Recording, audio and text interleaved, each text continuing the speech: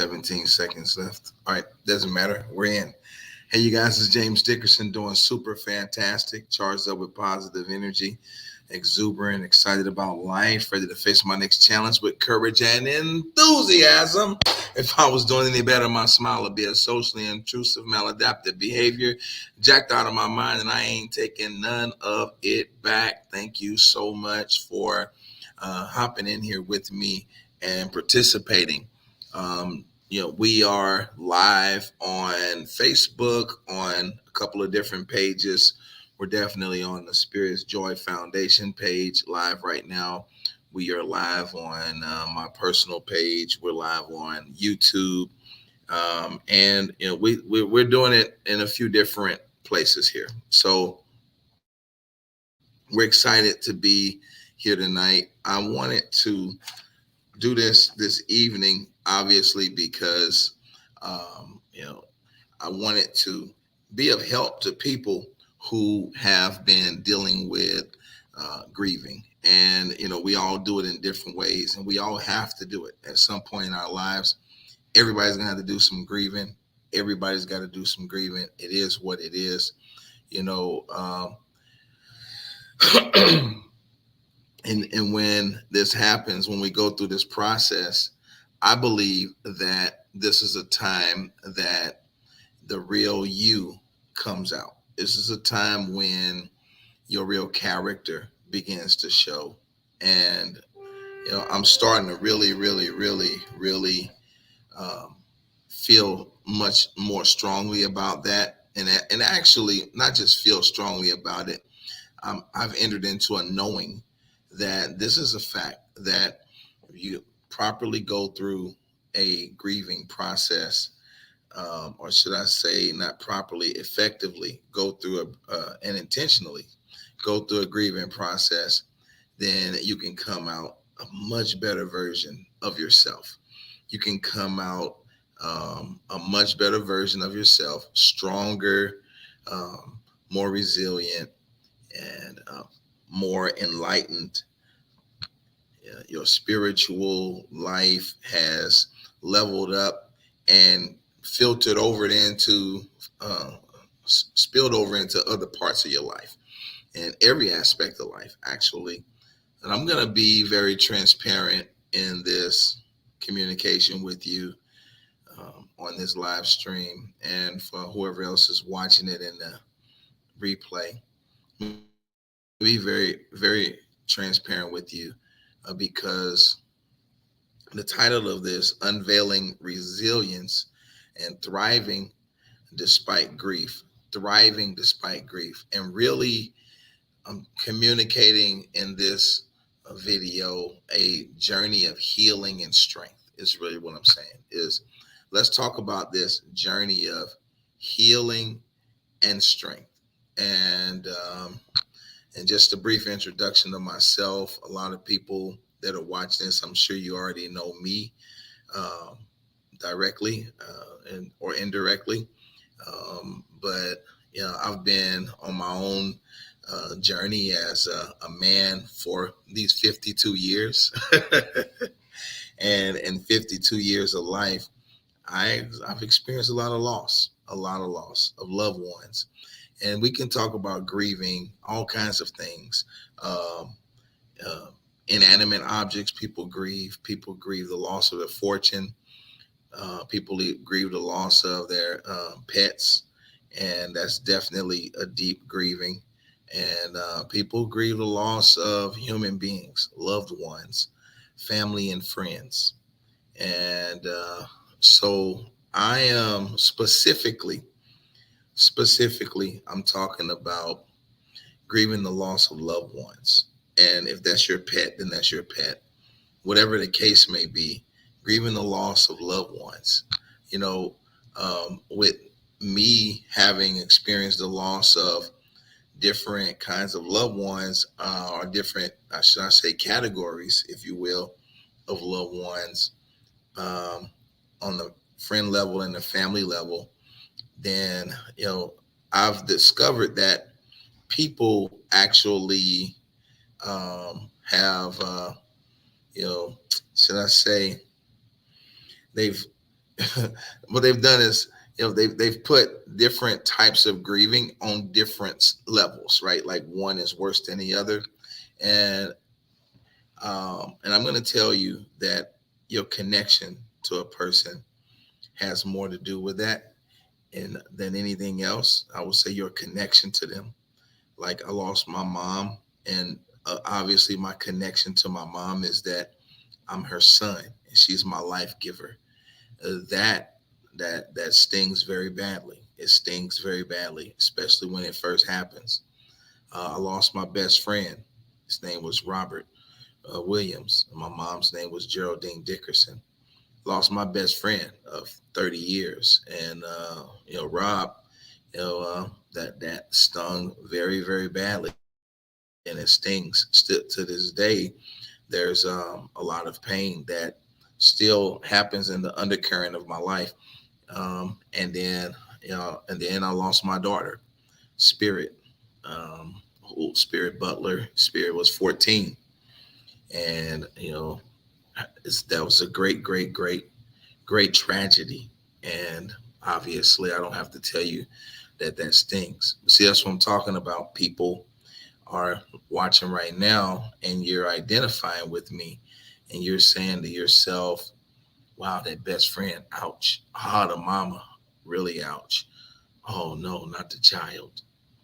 What I want to share with you is that I've learned to respect everyone, regardless of who they lost. I've learned to respect their right to grieve and their right to feel deep pain, regardless of who they lost.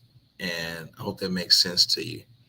And then because right after my daughter passed away a few months later, then lost my cousin, my big cousin Pancho, Frederick Boone. So bam, bam, bam, and all of these passings I experienced over the course of the last 3 years, y'all. Over the last 3 years, I've experienced all of these passings over the course of the last 3 years, and it's been very, very, very, very difficult to say the least.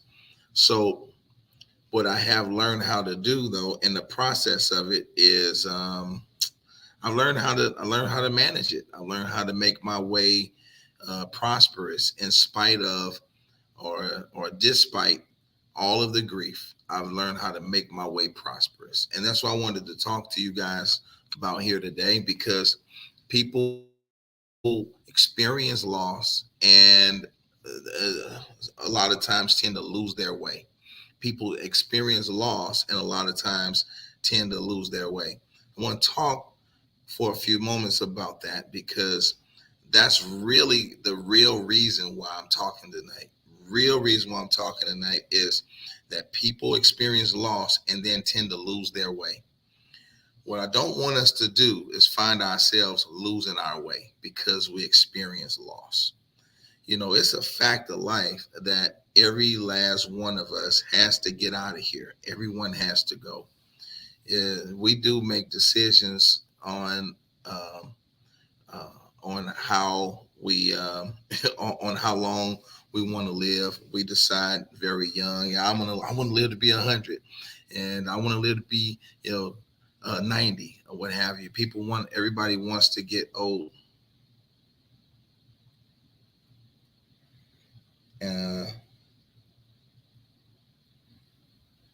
Quick question: who's that? Anthrabian Harmon. Yeah, what's your question? I don't mind you asking a question. Yeah. So everybody wants to live to be old.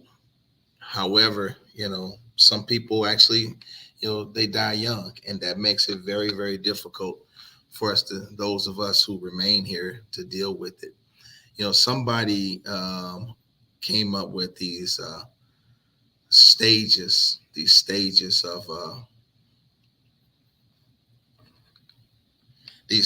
of grieving, and I want to talk about them. They say that there's 5 stages. I've discovered that maybe those 5 stages are kind of broad, but inside of those 5 stages, I found a lot of different little nuances of types of feelings that I've experienced. They say that The 5 stages are these. Um, Let me pull them up right quick. They say the 5 stages are uh, denial, then anger, and bargaining, depression, and then ultimately acceptance.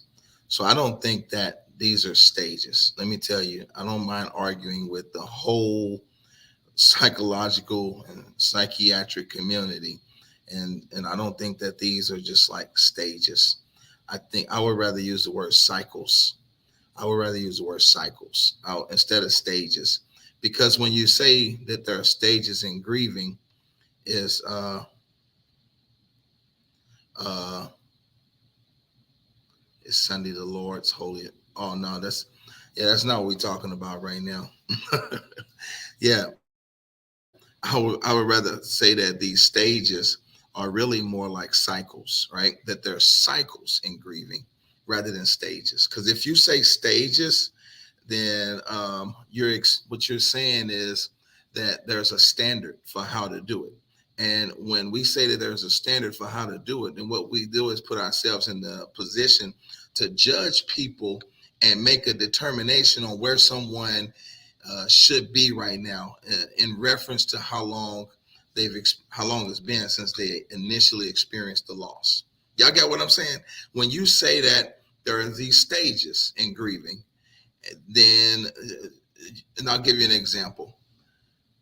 When I lost my daughter, since that time, I've had people to say stuff to me like, "Well, it's been a longer time since um, since since your father passed away," which my father died in 1988 on Valentine's Day.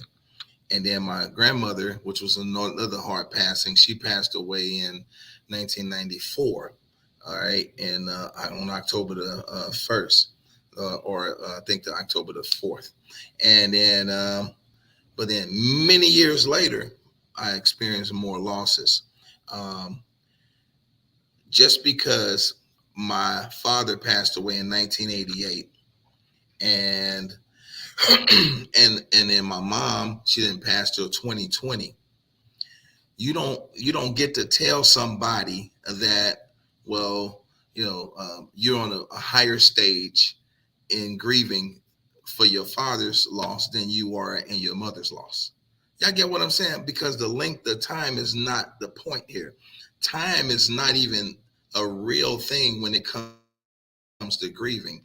Get that out of your head. Time is not a real thing. This is why the stages thing is not valid for me, because it's really about cycles. It's not stages, it's cycles.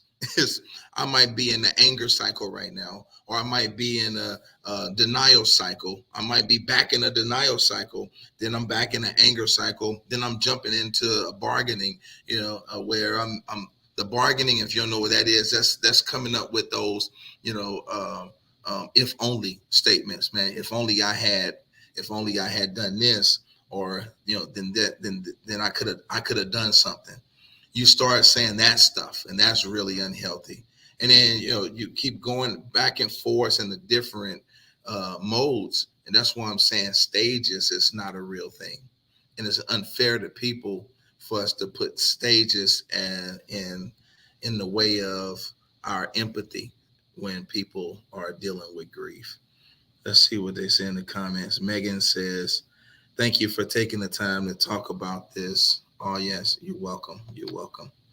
You're welcome, Megan. And Naylene. And Megan, I know you just lost your sister this year. Thank you so much, Meg, for being here. Megan, and your sister just really just passed a couple months ago. And then Naylene, hey Naylene, been knowing Naylene for all of 30 years now. And wow, we've been through a lot of stuff, Naylene. We've been through a lot of stuff. Naylene lost her daughter and her granddaughter on Christmas Day a couple of years ago, and it was a very horrible situation, and I had to show up and perform the eulogy for Reese. So, and the baby. Yeah, Naileen, you said I can agree that grieving is cycles that a person go through. Yes, cycles that a person or persons go through. Absolutely. Absolutely. Absolutely. Thank you, Eric. Thank you, Megan. Yeah, you guys. So as you're going through these cycles, maybe maybe folks don't realize who haven't experienced close personal loss. You got to know this. Not everybody has experienced close personal loss, so they don't know what to do when you have to experience it. So one of the things that I want to talk about right now is the fact that you know we have these expectations. We have these expectations on our family and our friend circle on what they should be doing and saying right now because I'm dealing with something. So here's something that I'm going to say to help people who are grieving right now. Not everybody knows what the hell to say. They don't know what to say to you. They do not know what to say to you. And many of them, you don't want them to say anything anyway because they don't know what to say. They're not appropriate.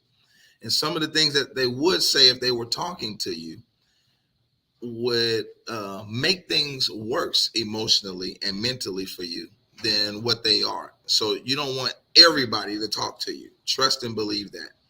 I've had people to say the worst possible things to me. When my when my daughter's spirit passed, I've had my phone rang less than any other time in my life, and still to this day my phone stopped ringing for a period. Actually, when no one would call me, and people just didn't communicate with me for a while. I'm not going to say no one. There's some people that were there, but when if you know me, I got 12,000 contacts in my phone. 12,000 out of 12,000 contacts, and many, many, many, many, many thousands of people across the world who have been a part of my teams and stuff like that. You would think that my phone would be blowing up. And let me tell you why it stopped ringing. It stopped ringing because people did not know what to say to me. And so they didn't call. You know why I didn't know what to say? Because I lost my daughter. And Naileen, I know you can identify with this, because I lost my daughter and I became everybody's image of their worst nightmare right there in their face, and they didn't want to face it, and they didn't know what to say to it. It made them also, what you're not privy to is, it also makes them, they pray for you, but it makes them go and huddle in on their family. So while they're not talking to you, they're using the moment, your grief and your suffering is actually translating into something good for other people, because these people are now huddling in on their family, and they're getting closer and closer and closer to their own children. I know that for a fact, that when people weren't communicating with me, it was because they were focusing in on their own families. Because when someone close to you loses a child, it makes you think about yours, and you shudder at thinking that that can happen to you. Nobody wants to imagine that. And people say to me, I couldn't imagine. And the next thing I say to them is, please don't. Don't imagine it. But what you can do is you can be sympathetic. You can be sympathetic, and then also be as empathetic as you can. But I can understand when people are not trying to enter deep into empathy, which is imagining yourself in the next person's shoes, because some losses tend to do that to people.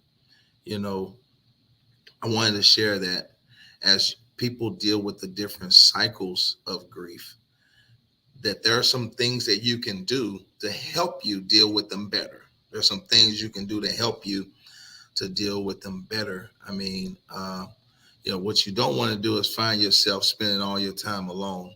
You don't want to spend all your time alone. What you want to do is you want to seek some support. You want to make sure that you do have some type of comfort in your life. And if there's anybody trying to reach out and support you, do not block the support. You lean into the love that God blessed you to have in your life. You lean into that love, lean into it. I'm gonna tell you personally, I have learned to lean heavily into the arms, into the love of people in my life. I've learned to lean heavily into their love and to let them embrace me. Does things change you? Yep, it changed me tremendously. You know, one of the things that changed about me was I don't have like a dating life or anything like that. What I have now is I have deep connections with people in my life, but not as far as like romance or anything like that. I haven't had that. That's not been a thing. I've been focused on healing because I have not wanted to spill my pain and my healing process into someone else's space and cause myself more discomfort because I know that I'm being a burden on someone who really is just trying to get to know me better. I'll just lean heavily on the love of the people that already know me better. You get what I'm saying? Um, don't block the love of the people that are there in your life already. And if you come into to a place where you feel like just bursting out and screaming, just let it happen. Acknowledge and accept that there's a range of emotions that burst up out of you, and let yourself feel it. Just let it happen.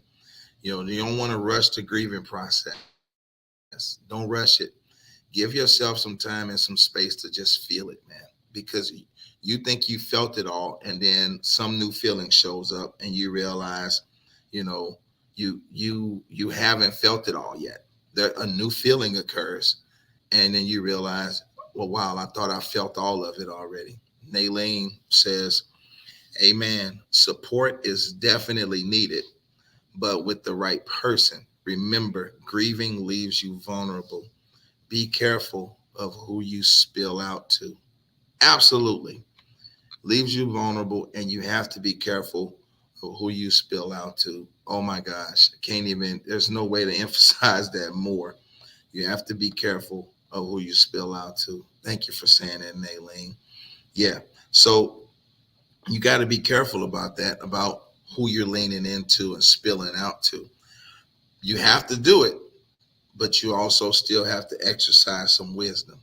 So this is what I'm talking about um, when I say, you know, that you can thrive despite the grieving.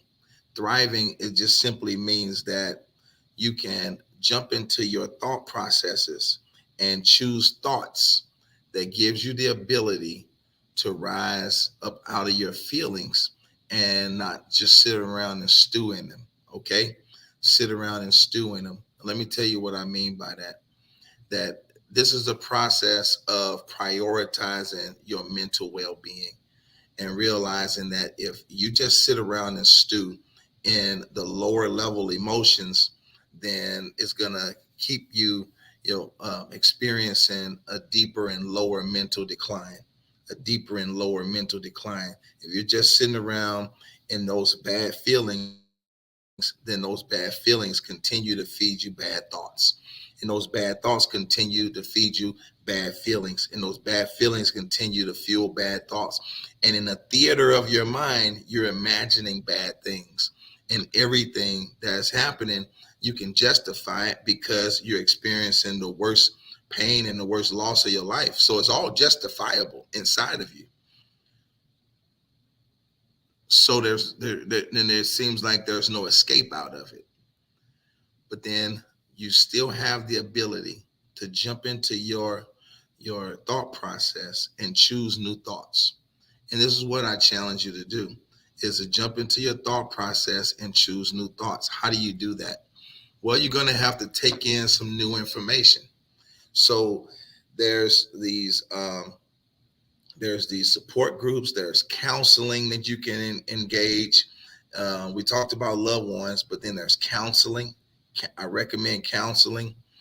You definitely want to get that, and then you want to, make sure that you start using your mind to create an honorable memory of whoever the loved one is that you lost. You need to create a way to honor them.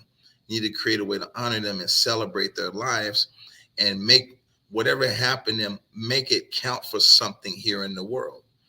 That begins the process of helping you to redirect the energy of the grief and turn it into a creative force. And if I was using if I was in another context, I would be calling that alchemy. Is finding, the alchemist takes lead and turns it into gold. But in order for the alchemist to take the lead and turn it into gold, what he does is he needs a little bit of speck of gold, just a little speck of it. And the alchemist focuses in on the gold and not the lead. And if the more he focuses on the gold as it sits there on top of the lead, the more the gold expands, and the lead now begins to transform into gold. And it's not because it came up with some chemical formula, but it's because where your focus goes, then I want you to know that you're creating things in the process. So everything outside of us is a thought form. It's a thought that took form. Everything outside of us is a thought form. Is a thought that took a form in our lives. And so it doesn't stop happening because you experienced a loss. It continues to happen. Y'all understand what I'm saying here? The principles that govern the universe, that God set in motion, they don't go away because you started grieving and you're experiencing a loss. That they still exist, and you're going to still keep creating, and your thoughts will continue to take form in the earth realm.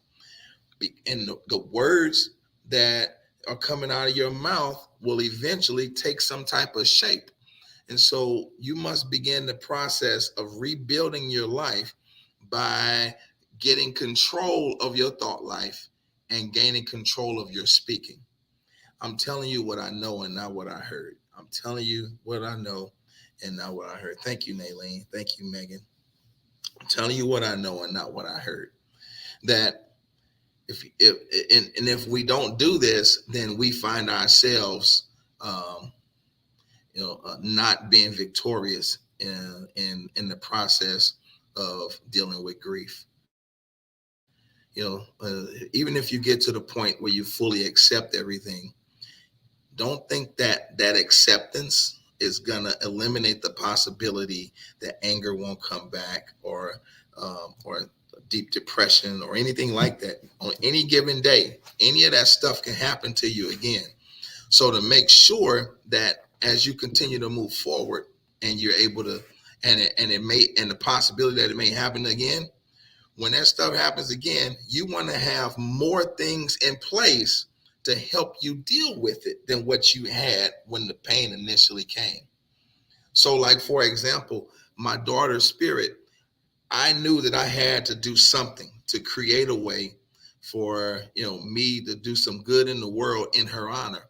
And I felt that doing good in the world in her honor would give me a tool, with which to make myself feel better. And I found out from experience now that that actually does work. So when I'm working with, standing in front of children, or talking to other parents who have dealt with children who have experienced bullying, or children who have expressed a desire or lack of desire to live, then, and I'm here to help save those lives. Well, me being in the process of doing this now is helping me to repackage and redistribute the way that I deal with the grieving process, and I feel more empowered now. So the let's see, I feel more empowered now to deal with that. The other thing I wanted to share with you is, is that you can practice is that in practicing your self-care, you need to focus on your physical well-being, your physical well-being. And let me tell you what I mean. I mean, it means simply just that. Yeah, it's possible to get into the mode of just of taking in a lot of comfort foods, right? So food can become your unworthy companion. Yeah, food, man. I'm telling you, I packed on some pounds. I don't know if you can tell by my face or whatever. I can because I'm always looking at myself. But I packed on some pounds. I packed on some pounds. Yeah, and I packed on a lot of pounds actually, and it happened because I unwittingly allowed myself to fall into eating certain types of foods that I normally wouldn't be eating, and the sweetness or the richness of it, is comforting, and so you stop focusing on your physical well-being, and you get into a slump of eating things that are not good for you, and ultimately you'll find yourself experiencing a health decline, a decline in your health, which will further exacerbate whatever mental and emotional concerns that you're having because of the grief. Because remember, the brain is a body part. So there's certain things you can eat to help you come out of depression. Um, for example, if you ate just a handful of cashews, has a greater therapeutic value than a Prozac, because the essential ingredient in a Prozac pill is really niacin, and they take that and they bastardize it into a chemical compound and turn it into a pill. Well, cashews are full of niacin, and if you eat those, if you're not don't have a tree nut allergy, if you eat those, then that'll help you to get into a better mood. And that's not the only thing. So it's really anything high in niacin will help you get into a better mood. But conversely, if you're eating junk foods, then those junk foods will help you to will not help you, but they'll work against you, and you'll find yourself into a mental and emotional decline. And when I'm saying about foods, I'm also talking about drinking. So the alcohol intake is an important factor too. So the alcohol helps us to escape, and other things that are maybe more like narcotic helps people to escape. Personally, I'm not an escape artist. I did get into comfort food, but I'm not an escape person. So I don't really strive to escape. And then people also enter into sexual things too. You find all these different ways to anesthetize the pain, but at the end of the day, it continues to come back, but it's coming back with a vengeance, and it doesn't get better because you're not working on self.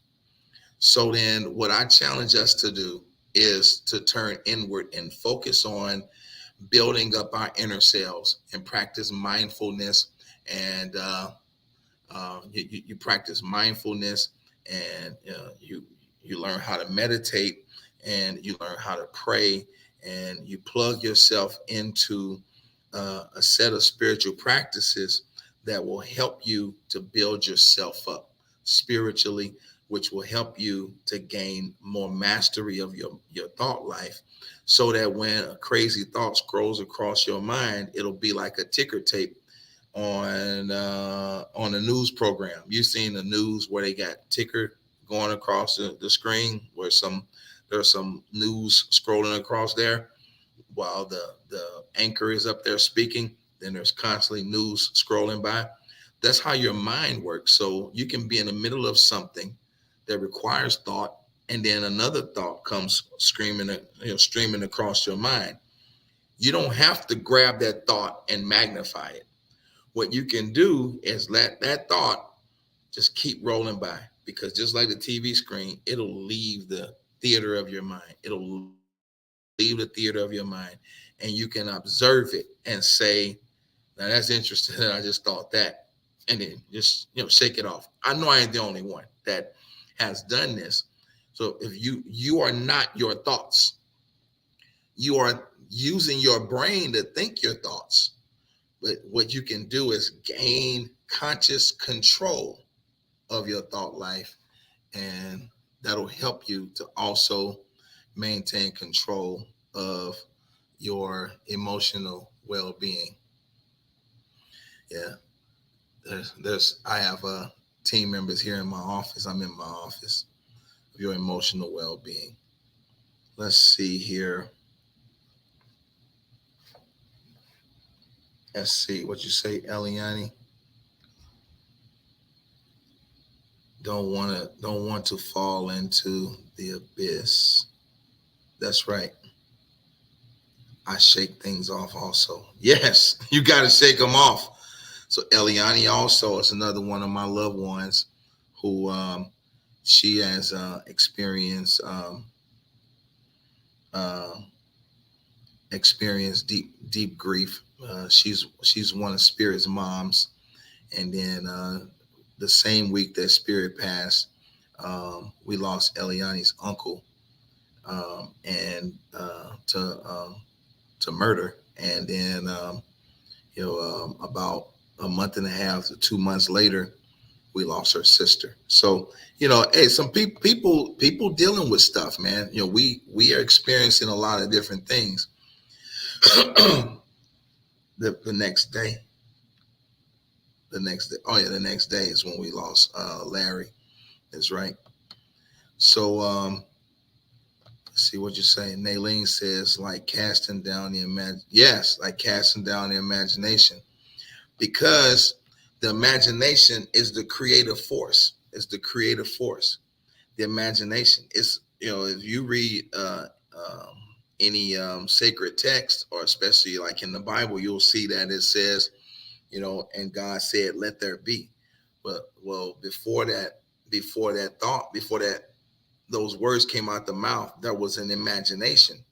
There was an image within, right? And that image within became a word, and that word projected the image within out into the earth realm, and then things are created. So then, if you can control your imagination, then you can control the flow of things that you're creating in your life. It is what it is, man. It is what it is. And there's a lot of scripture, a lot of Quran, a lot of Bhagavad Gita. I mean, you can name any sacred text, and you'll discover that these truths are present. As a person thinks in their heart, so is the person. Yeah. Today is the anniversary. That's right. It did happen a few days after your birthday. It's the anniversary of TT's passing. Oh yeah. So we honor her, and you know, there it is. We honor her memory, and she was really, really, really funny and very bossy. I honor her memory by thinking about how bossy she was to me, and I appreciate that aspect too, because she wasn't being bossy for no reason. She wasn't bossy to people she didn't care about. The anniversary, and you said you're actually okay today. That's good. That's good. I'm really proud of you, L.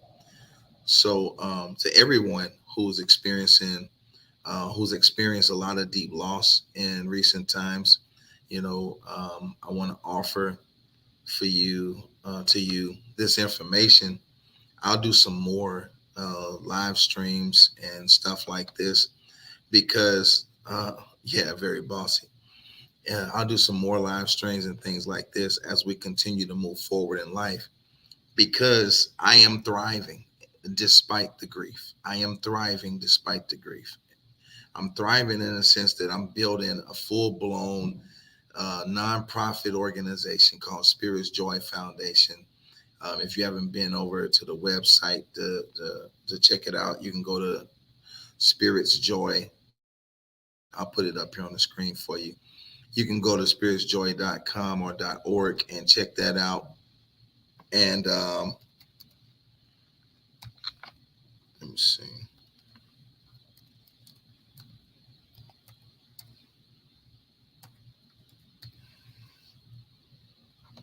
Yeah. Let's see.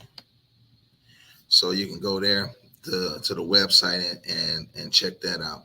So just so you can see that that's one of the ways I'm thriving despite the grief. I'm thriving by creating something for other people to benefit from, and I'm doing it in honor of my daughter. So there's things that I plan to do in honor of my mother, Geraldine Dickerson. But let me tell you, I was very, very fortunate after my mom passed, because the way that people go does sometimes, does to a great degree, have a bearing on how people are able to process it. I understand that. I accept that. And I know that because I've lost people different ways, and the different ways that I lost them had an effect on how I was able to process it, or how I am still able to process it to this day. So I accept that and I acknowledge that. So everyone's dealing with things different ways. This is another reason why you can't really use stuff like the stages of grief. Don't say that to people. Well, you're in this stage now. The next stage is going to be this. You can't be mechanical with human beings like that. So people lose people different ways. My mom passed away poetically. She came out of the shower, and my aunt Darlene was there, and she told her sister, "I'm tired." And when somebody say they tired, the families generally know it's time for us to you know to get ready for some stuff, right? So is that I'm tired. It's in a certain tone. It tells you that a person has chosen to leave. A lot of times, I've seen this many, many, many times in my life, and I've seen many people cross over. When my mom told her sister that, my aunt went and got a chair and sat my mama down right there in the bathroom, and she laid her head on her sister's shoulder, and Darlene Kason comforted her sister in her arms, and my mama laid there and sitting in the chair, and gradually her breath went down, and she crossed over sweetly to the other side in the loving arms of her sister after she had just washed her own body.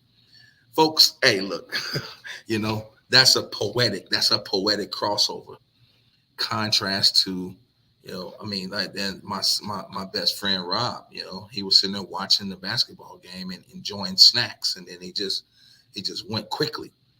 That quick passing it makes it hard. But it's always quick, unless somebody has a terminal illness.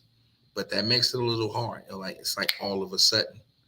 But then you start bargaining and you saying stuff like, "Well, at least it didn't experience no pain or a no long term suffering." But then you have like the case of my daughter's spirit and so many others who are watching, where it was very, very extremely tragic. It's going to be tragic forever. When I tell this story 20 years from now, it's still going to be tragic. So I can't take away from the tragic aspect of the story. I'm not ever going to try to take away from that. What I'm going to do is make it mean something. And I challenge you to make it mean something. I challenge you to make it mean something. Whatever it is, make their lives mean something. Most of them, they're not gonna be, they didn't get famous. My mama didn't have any fame. I'm more well known than my mama ever could have gotten because of her personality type. Um, but what she will be known for is being my mama. And if my children decide to do something great, then she'll be known for being their grandmama. And she'll be known for the scholarships that I put out into the world in her name, and the buildings that I'm going to build in her name. She'll be known for that. And they'll walk in and they'll see her story when they go in her building. So I'll make sure of that. Spirit, same thing. There'll always be something here in her honor, because I will produce billions of dollars to make sure that the funds are there to um, afford me to create things in their honor. And that's what you should do. You should focus on being creative to produce resources to make things happen. And don't think that you can't do it. Don't think that you can't do it. You got invisible support. You got invisible support, and your invisible support shows up and helps you to accomplish impossible things. So you can do it. You can do the impossible. Everything that I'm doing right now in my life is way bigger than me, and beyond, many things are beyond my skill set. And but it doesn't hinge on my skill set, or even on my lifespan. It hinges on if I'm willing to be the person, to be the catalyst, to set it in motion, and knowing that me being that person, that my invisible support is going to send everything else. I don't have a problem with that. If that's the deal, that's the deal. I don't have a problem with that. I move forward with the full expectancy and faith that all of the resources will be there because I got invisible help. That's the other piece to this puzzle, is trust the invisible help. Trust your heavenly, uh, divine Father, the God of your understanding, right? I'm not on here to preach tonight, and I could preach because I know how. I got my own belief system. Whatever yours is, I know that all of them work, and nobody could tell me otherwise. They all work. They all help people to deal with things. So every belief system does. And so I encourage you and implore you to, operate in faith, and use your spiritual practices like weapons to help you battle against um, the grief monster that could overwhelm you, and turn it into the grief helper. Because the grief that I experience now, it helps me to get up and make things happen. It helps me to get up and pursue greatness. It helps me to get up and put on nice clothes. It helps me to get up and make things, and make the world a better place than it was when we inherited it. And so that's what I use it for. And you got to take it and, like I said, repackage and repurpose it and use it for something good. You have to. Otherwise, what else do you have? You're going to sit around and sulk. Um, Somebody asked me yesterday, they said, man, how do you handle when a song comes on that, makes you feel sad? Well, it happened the day before that. But it wasn't that it came on. It was that you know well, I mean, I don't listen to the radio, so, or watch TV per se, so I don't get programming that I don't choose. So I choose what I'm gonna listen to. I listen to playlists. So all of my music is intentional. But someone else played something, and I was busy doing something else, and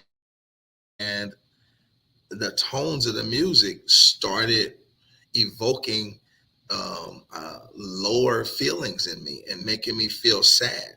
And so I actually turned and told them. I said, "Hey," and literally my eyes was welling up with tears, and I turned and told them, "Hey, you know, that music is something about it that's making me feel sad. I don't know what they're singing about. I haven't listened to the words, but it's the tones. Something about the vibration of those tones is making me feel very, very sad." And they turned it off. And they turned it off. So, I spoke up and said something, and they turned it off, because I'm not going to sit and make myself feel sad on purpose. That ain't going to happen. I ain't doing that. Um, and I don't advise you to do that either. people go and listen to things that makes them feel sad. Don't do that. Don't do that. You're tempting yourself to go to a place that that could take you. Um, I don't know. Just don't do that. Don't intentionally go to stuff like certain music and what have you that makes you feel sad, because you got a choice. If you can choose music that makes you feel glad and makes you feel happy and upbeat, then why not do that? Let me tell you why people don't do it. As I know, as I experienced this, um, it was very difficult for me to be okay with laughing and um, experiencing happiness, especially after my daughter, after Spirit passed away. It was very difficult for me to do it. Not that I couldn't do it, but that I felt like I'm not supposed to be happy or something. I felt guilty for it. Um, I felt guilty for feeling happy. No kidding, and felt guilty for wanting to do something fun.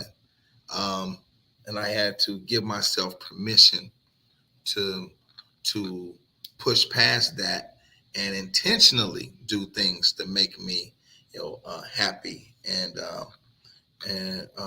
things that uplift me. So I do it on purpose every day now. Actually, when I get up in the morning, which I wake up very early, I get up very early in the morning, and I jump out of bed and I'm like, oh, thank you, I'm still here, and I immediately go into a gratitude mode, saying thank you, thank you, thank you, and then I listen to my some music that makes me happy, positive music only makes me happy. I got a list on Spotify called Positive Vibes playlist. I got another one called Enlightenment, um, and a few other ones. I got one called Gotta Get Paid. And that's my hustle music. It gets me amped to go do deals.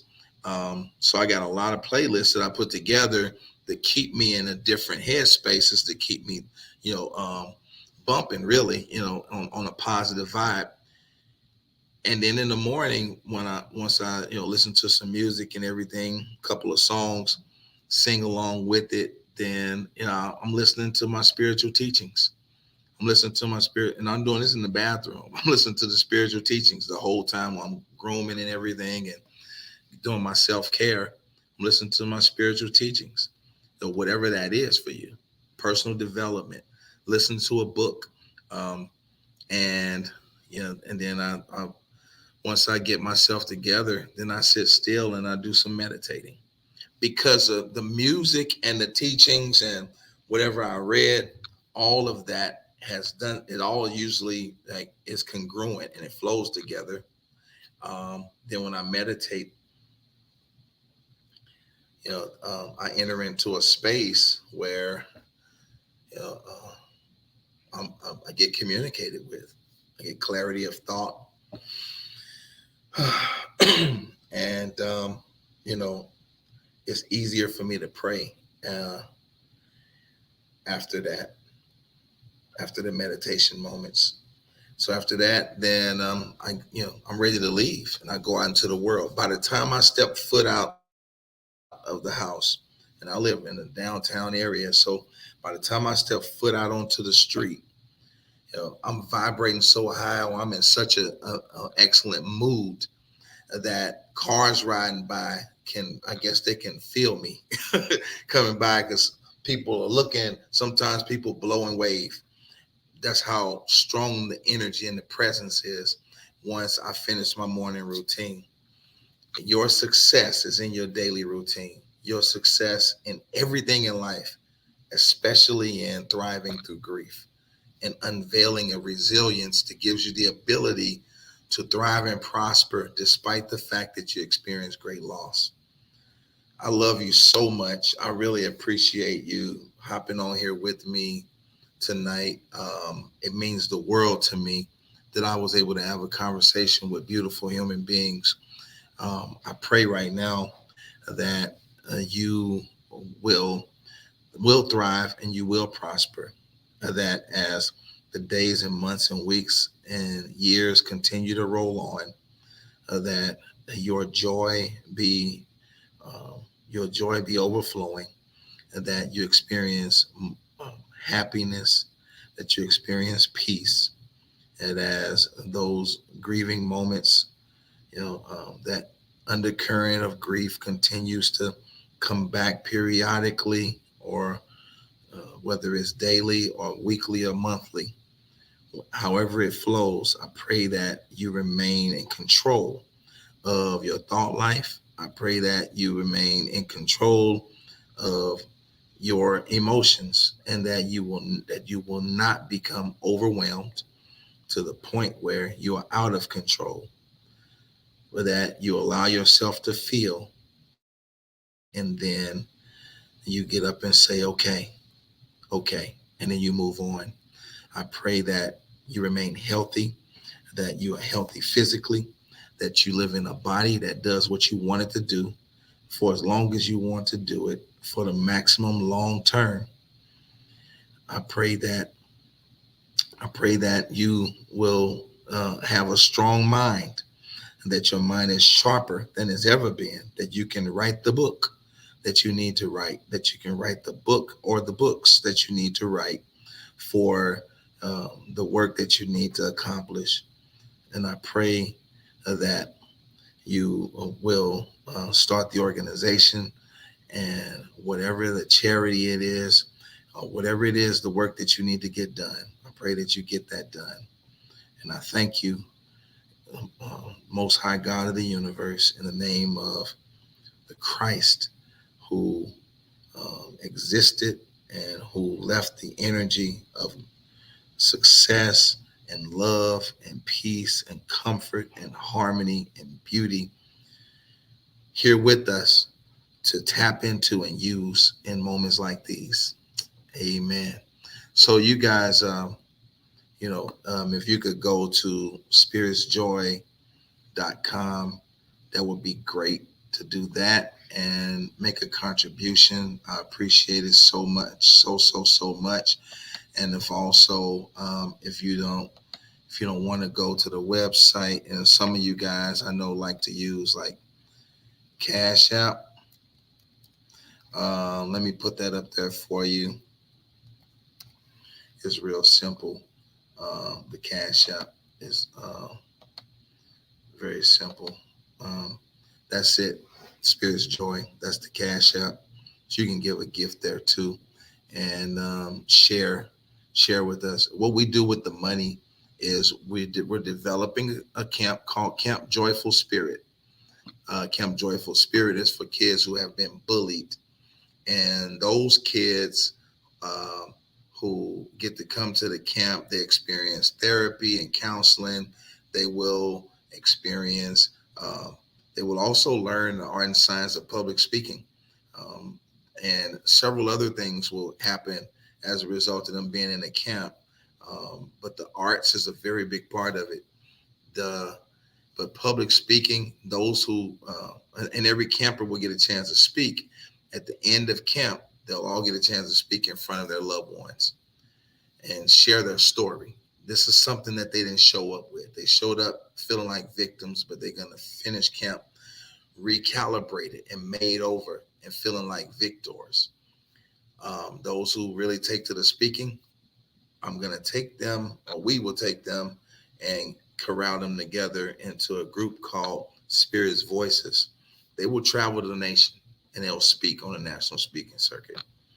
I have been a speaker my whole life, and got a lot of connections around the world, and those channels are already open for them. And new ones I'm opening up. I will be doing several TED Talks in 2024 on the subject matters of bullying and teen suicide. Those I'll do TED Talks all around the planet. Actually, you'll be seeing this. You will be seeing this. Um, those kids will stand up and they'll talk to their peer group, and perhaps as they're encouraging children who are actively being bullied, and at the same time pricking the moral conscience of bullies and transforming them into humanitarians. And this work will continue beyond my years because we have developed intellectuals who will stand up and speak against the ills of society for the rest of their lives. You can't take that away from them. Once we start them on this trajectory, they will continue on it long beyond my years, and this will continue to duplicate. We will do this every year, and the camp will extend across the country, and we'll have different locations, just like several other camping systems that we've already studied their models, and we know how. And there's some people who have worked for those camping systems that are coming on board to work with us. Um, so we will continue to grow and touch thousands and thousands and thousands of young people. Pray for our children and mentor somebody, and reach reach out to someone that you know who has lost a loved one recently, or if even if it's been a year or two or three. Naileen said it's been 3 years coming up since um, um, yeah, she said, thanks for sharing this information. It was well needed. Almost 3 years this December. Yeah. So it's been a while. It's been a while. And still, it was just yesterday. So check in on your people. Doesn't matter how long it's been. Doesn't matter how long it's been. Thank you so much for that, Megan. Thank you, thank you, thank you. All right, y'all. That's it. I got to end it at some point. I don't have no other way to do it other than to just say goodnight. Um, that's it. And I'll leave this up so people can watch it in the replay. If you found value in it, please share it with other people. All right. Love you. Peace.